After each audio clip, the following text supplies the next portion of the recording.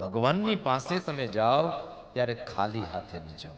અમુક સ્થાનમાં તમે જાઓ એટલે ખાલી હાથે ન જવાય, કંઈક કંઈક હારે લઈ જવું જોઈએ. ધ્યાનથી સાંભળજો.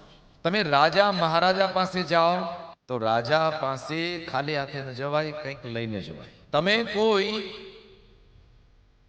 શ્રેષ્ઠી પાસે જાઓ, કેતા મોટી પ્રસિદ્ધ વ્યક્તિ પાસે જાઓ, કંઈક હારે લઈ જવું જોઈએ.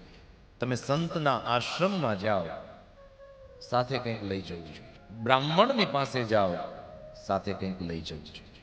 મોર ભાવેશભાઈ રોજ સાંજે ફ્રૂટ લઈને આવતા, બરાબર છે, એ નિયમ પાડે છે, બરાબર છે. પછી અમે ના પાડે, હવે ના લાવશું, બહુ બધું પડ્યું છે. બ્રાહ્મણ ના પાડે એ વાત જુદી છે, પણ તમારે લાવવું એ તમારું કર્તવ્ય છે.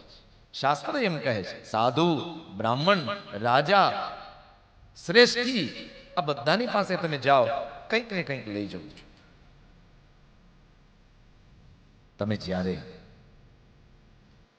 તમારા બેનના ઘરે જાઓ, દીકરી સાસરે ગઈ હોય અને દીકરીને ત્યાં જાઓ, સાથે કંઈક લઈ જવું છું.